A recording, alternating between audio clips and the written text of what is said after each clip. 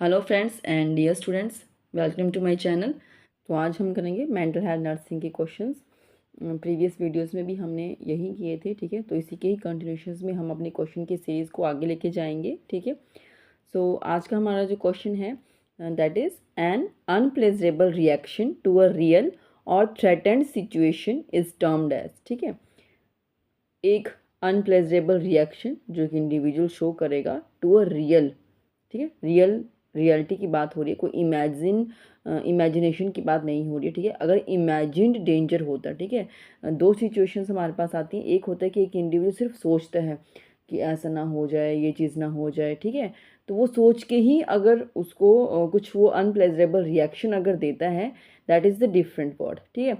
अगर रियलिटी में कोई चीज़ उसको दिखाई दे रही है, कोई सिचुएशन वो फेस कर रहा है, फिर अगर वो एक टाइप का रिएक्शन शो करेगा, that particular term is known as, option है हमारे पास fear, anxiety, apathy and ambivalence, ठीक है। So the right answer is fear, ठीक है। अगर रियल में होगा कोई सिचुएशन तो फियर होगा। अगर जैसे मैंने कहा कि अगर इमेजिनेशन की बात हो रही है, ठीक है, कि अगर वो सिर्फ इमेजिन करके, जो अभी हुआ भी नहीं है, कभी ऐसा होता है कि ऐसी सिचुएशन आई भी नहीं होती फिर भी हम पहले ही सोच लेते हैं, ठीक है, कि अगर मैं एग्ज़ाम में फ़ेल हो गया तो अभी हुआ तो नहीं है बट फिर भी हो रहा है, फिर वो चीज़ क्या है, वो आपको घबराहट होने शुरू हो जाती है। रिजल्ट के आने से पहले कुछ टाइम पहले ही आपको एंग्जाइटी होने लग जाती है कि अगर मेरे मार्क्स नहीं आए, अगर मैं सिलेक्ट नहीं हुआ तो दैट इज़ अ एंग्जाइटी। क्यों? क्योंकि वो इमेजिन कर रहे हो आप उस डेंजर को, that is not in front of you, वो रियल में वो चीज़ नहीं हुई है, ठीक है। अगर रियल में किसी के साथ होता तो फिर वो फियर है, वो डर रहे हैं उस सिचुएशन से, ठीक है।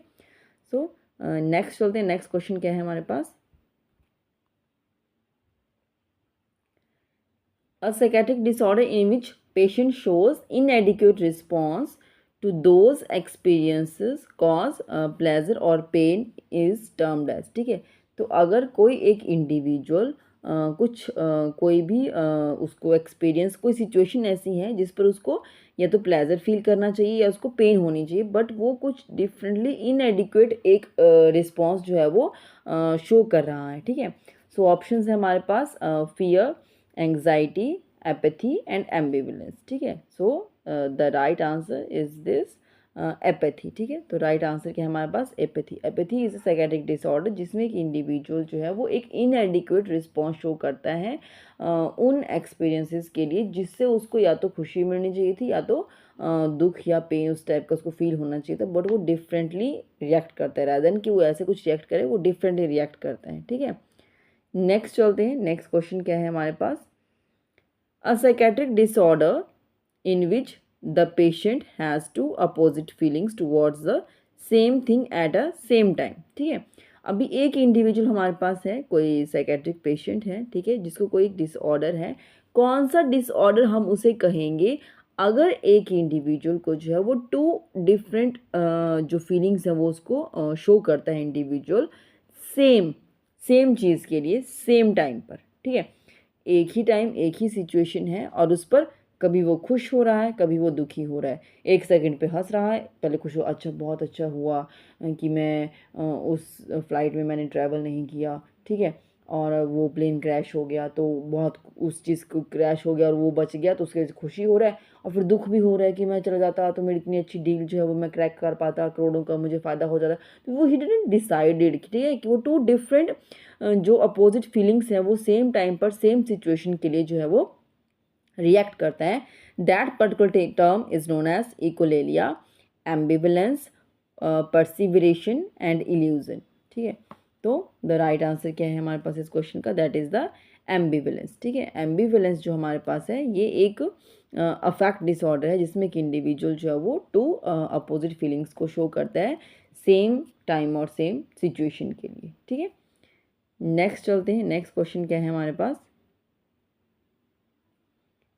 In following which is not an affect disorder, ठीक है। तो इनमें से क्या है, एक कोई एक डिसऑर्डर है जो अफेक्ट डिसऑर्डर नहीं है, बाकी सभी अफेक्ट है। अफेक्ट मीन्स कुछ इमोशनल रिएक्शन, कुछ इमोशंस पर वजह से, बोलते ना कि आप क्यों अफेक्ट हो रहे हो, अगर किसी ने आपको कुछ बोल दिया तो फिर आपको अफेक्ट नहीं होना चाहिए, ठीक है। तो आप कैसे इफेक्ट होते हो, या तो आप दुखी हो जाओगे या किसी की बात से खुश हो रहे हो या दुखी हो रहे हो या डिप्रेस्ड हो रहे हो, क्या हो रहा है, ठीक है, दैट इज़ द अफेक्ट, ठीक है। तो ऐसे कौन से ये जो यहाँ पर डिसऑर्डर मेंशन किया है इनमें से कोई एक ऐसा है जो अफेक्ट डिसऑर्डर में नहीं आता है, ठीक है। ऑप्शन है हमारे पास इलेशन, ठीक है, then depression, then hallucination, then grief, ठीक है। तो मैं आपको बता दूं इलेशन हमारे पास अगेन अफेक्ट डिसऑर्डर है, ठीक है, क्योंकि इसमें जो है वो इंडिविजुअल जो है वो खुशी खुश जो है वो फील करता है, ठीक है, हैप्पीनेस जो है वो फील करता है, ठीक है, प्लेजरेबल एक अफेक्ट उसको फील रहता है। देन नेक्स्ट है हमारे पास डिप्रेशन, ये भी अफेक्ट डिसऑर्डर है क्योंकि इंडिविजुअल जो है वो क्वाइट, रिस्ट्रेंड, अनहैप्पी, कुछ इस टाइप का उसकी जो है वो पर्सनैलिटी आपको देखने को मिलेगी। और ग्रीफ में again it is a affect disorder, जब किसी की लाइफ में कुछ लॉस होता है, लॉस के लिए जो है वो एक टाइप का अफेक्ट शो करता है, ठीक है।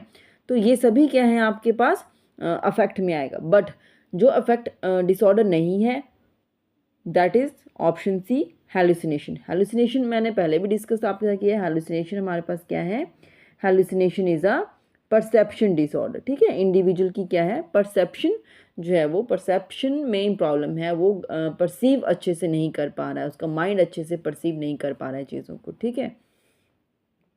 नेक्स्ट देखते हैं, नेक्स्ट क्वेश्चन क्या है हमारे पास, excessive retention of memories is termed as, ठीक है। एक तो है कि उसकी मेमोरी लॉस, ये वो सब चीज़ें होती हैं, ठीक है। अभी बात हम कर रहे हैं कि यहाँ पर कि एक्सेसिव रिटेंशन ऑफ मेमोरीज है, हर एक चीज़ उसको याद है, कोई भी चीज़ नहीं भूलता है, ठीक है। अपनी लाइफ का हर एक इवेंट, अभी हमें होता है कि कोई इंडिविजुअल्स होते हैं कि चाइल्डहुड की कोई पर्टिकुलर मेमोरीज उनको याद रहती हैं जिनका अफेक्ट उनके माइंड पर बहुत ज़्यादा पड़ता है, ठीक है, तो वो चीज़ें याद रहेंगी, बाकी नॉर्मली छोटी चीज़ें जो है वो भूल जाते हैं। बट दिस इज़ अ जो हमारे पास जो है यहाँ पे कंडीशन, दैट इज़ उसमें एक्सेसिवली रिटेंशन, एक एक चीज़ विद टाइम डेट, उसको कंडीशन सिचुएशन, हर एक चीज़ विद पर्सन नेम, हर एक चीज़ याद रह रही है, ठीक है। सो ऑप्शन है हमारे पास amnesia, hyper amnesia, paramnesia and anemia, ठीक है। So the right answer is, जैसे नाम से ही क्लियर हो रहा है, हाइपर एमनेशिया, ठीक है। तो एमनेशिया में तो है वो उसको चीज़ों को मेमोरी का मतलब लॉस होता है, but hyper amnesia means excessive retention of memories. Next देखिए, नेक्स्ट क्वेश्चन क्या है हमारे पास, in following which is not a memory disorder, ठीक है। अभी वो मेमोरी डिसऑर्डर नहीं है, ठीक है, तो कुछ और वो कोई डिसऑर्डर होगा तो हमें वो आइडेंटिफाई करना है। ऑप्शंस है हमारे पास amnesia, hyper amnesia, paramnesia and anemia, ठीक है। तो ये जस्ट थोड़ा सा इसे कंफ्यूज करने के लिए डाला गया है, बाकी जो है वो यहाँ पर हमारे पास जो right answer that is the anemia. Anemia is not a memory disorder, amnesia, hyper amnesia, paramnesia, this all are the memory disorder, इनमें मेमोरी जो है उसमें अफेक्ट आएगा, बट अनेमिया ऐसा नहीं है, ठीक है। तो आपको पता है anaemia is a blood disorder, anaemia हमारे पास क्या है, anaemia is a blood disorder, ठीक है, जिसमें हीमोग्लोबिन का लेवल जो है वो लेस देन नॉर्मल हो जाता है, बाकी ये जो थे वो हमारे पास मेमोरी डिसऑर्डर में आएंगे, ठीक है।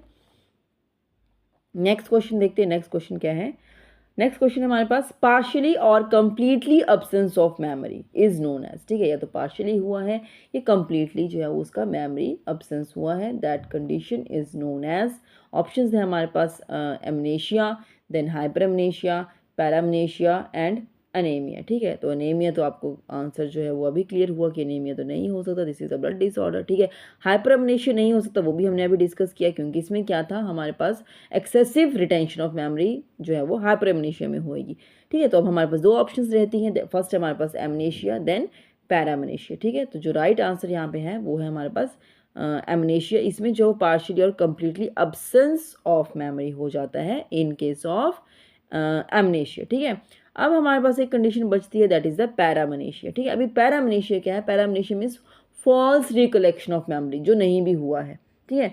कुछ कंडीशन, कोई चीज़ ऐसी जो उसकी मेमोरी में मतलब वो उसके साथ नहीं हुई है चीज़ें, वो उसकी मेमोरी नहीं है, ठीक है, किसी और का होगा कुछ भी, बट वो उसको फॉल्सली रिकलेक्ट कर रहा है, ठीक है। तो false recollection of memory is known as paramnesia, ठीक है। Is it clear? तो आगे चलते हैं नेक्स्ट क्वेश्चन की तरफ। नेक्स्ट क्वेश्चन है हमारे पास false recollection of memory in which the patient talks about those events which never happened, ठीक है।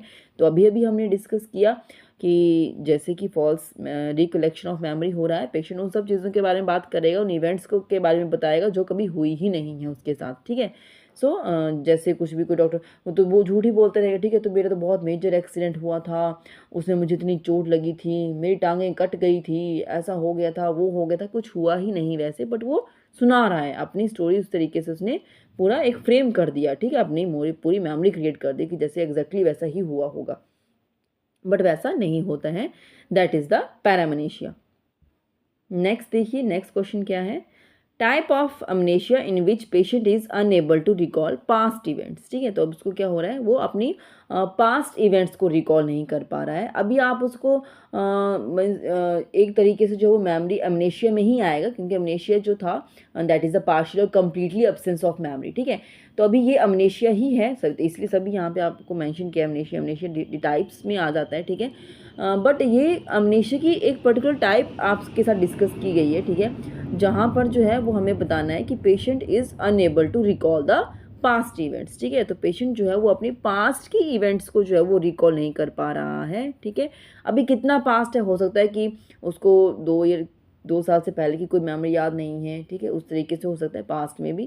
ठीक है, तो उसे हम क्या कहेंगे, ऑप्शन है हमारे पास retrograde amnesia, then anterograde amnesia, circumscribed amnesia and paramnesia. ठीक है, so the right option is retrograde amnesia. ठीक है तो एमनेशिया, उसको पार्शियल कंप्लीटली एब्सेंस हुआ मेमोरी का, बट कौन से पोर्शन में, पास्ट की इवेंट्स का। ठीक है, that is the retrograde amnesia. ठीक है, नेक्स्ट चलते हैं आगे। नेक्स्ट क्वेश्चन क्या है हमारे पास, type of amnesia in which is the patient is unable to recall events. ठीक है, वो पास्ट का था, बट यहाँ पर सॉरी यहाँ पर जो है एक वर्ड मिसिंग है मेरे से, दैट इज़ द, वो पास्ट का था तो यहाँ पर हमारे पास क्या आएगा, रिकॉल द रीसेंट इवेंट्स। ठीक है, अगर आपसे रीसेंट की बात बोल रहे हैं कि अगर रीसेंट मेमोरीज किसी की हैं, ठीक है, तो रीसेंट जो इवेंट्स हैं अगर उनको वो रिकॉल नहीं कर पा रहा है, रिसेंटली मीन्स कि अभी अभी जस्ट वो अब 1 वीक का भी हो सकता है। ठीक है, अभी अभी की कुछ बातें उसके हो रही हैं तो वो उसको रिकॉल नहीं कर पा रहा है। ठीक है,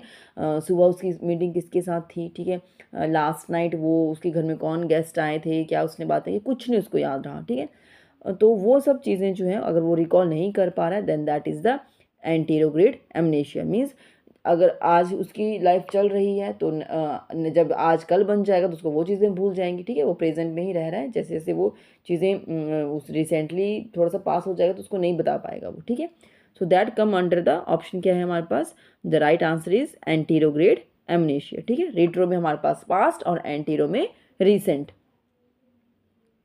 नेक्स्ट चलते हैं, नेक्स्ट क्वेश्चन देखते हैं हमारे पास क्या क्वेश्चन है, following are the examples of psychotropic drugs except, बाकी सभी साइकोट्रोपिक ड्रग्स हैं, कोई एक जो है वो साइकोट्रोपिक ड्रग्स नहीं है।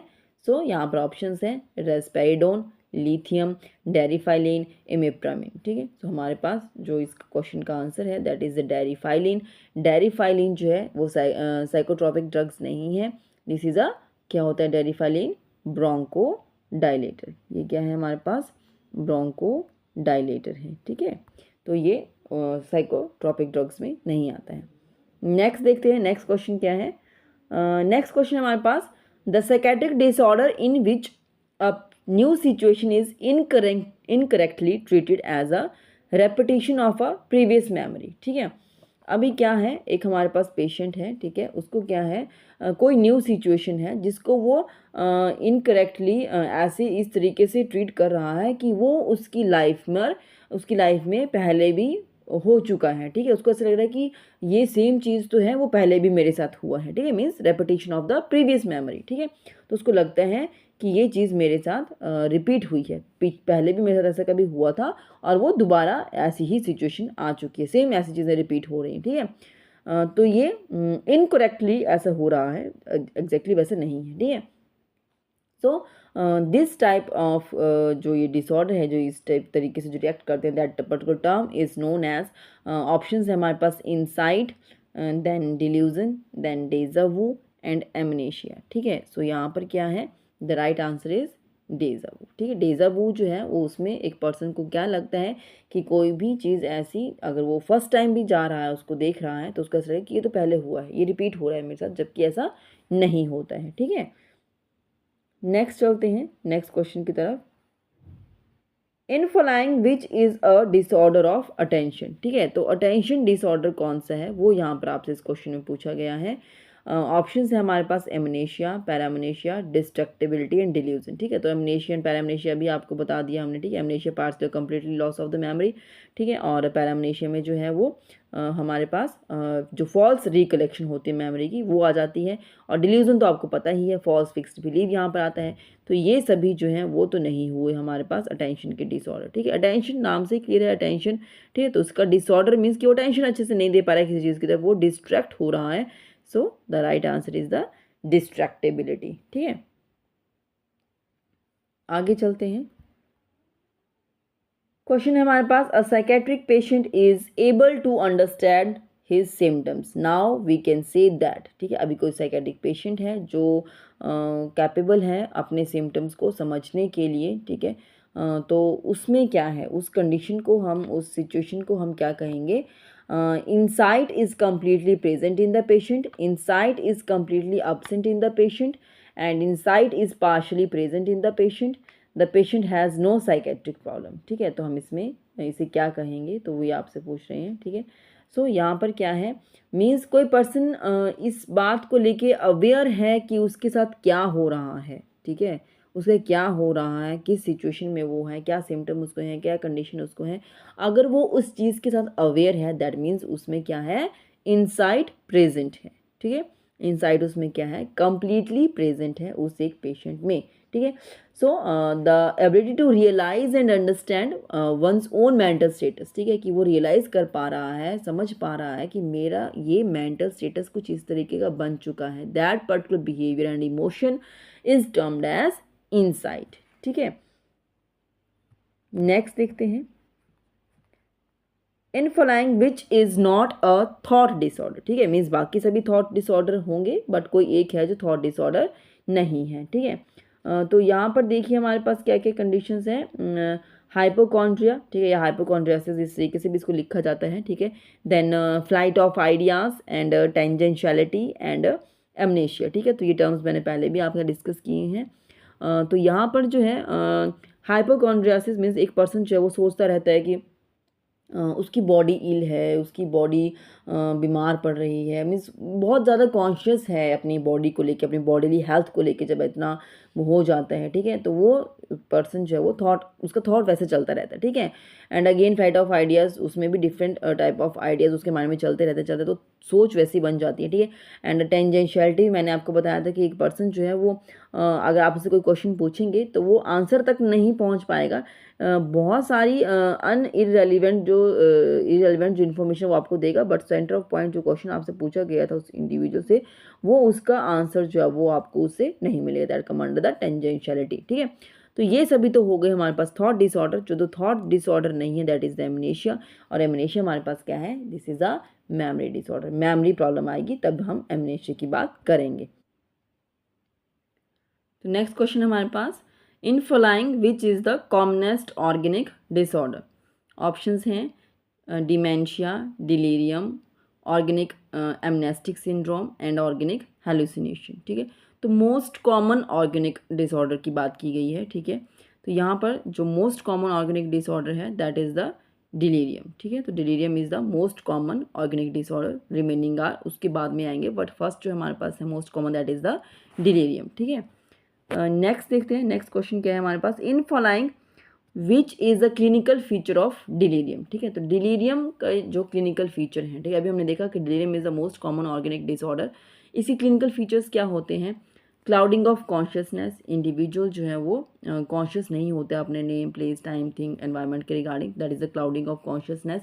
डिसओरिएंटेड होता है वो। ठीक है, चीज़ों को लेके। ठीक है, एंड विजुअल हेलुसिनेशन उसको होने लगता है कि चीज़ें उसको वो चीज़ें दिखाई देंगी जो एग्जैक्टली नहीं है, वो स्टिमुलस जो है वो उसके सराउंडिंग में प्रेजेंट नहीं है, फिर भी उसको दिखाई दे रहा है, दैट इज़ द हेलुसिनेशन। ठीक है, सो क्लिनिकल फीचर क्या है डिलीरियम के, ये सभी जो है वो क्लिनिकल फीचर आएंगे डिलीरियम में। इंडिविजुअल का जो कॉन्शियस लेवल है वो प्रॉपर नहीं होता है, he doesn't aware regarding the surrounding. ठीक है, उसके टाइम, प्लेस, पर्सन, थिंग को लेके वो डिसओरिएंटेड होता है। ठीक है, विजुअल हेलुसिनेशन उसको होने लगती है। तो ये सभी क्या हैं, क्लिनिकल फीचर्स ऑफ डिलीरियम।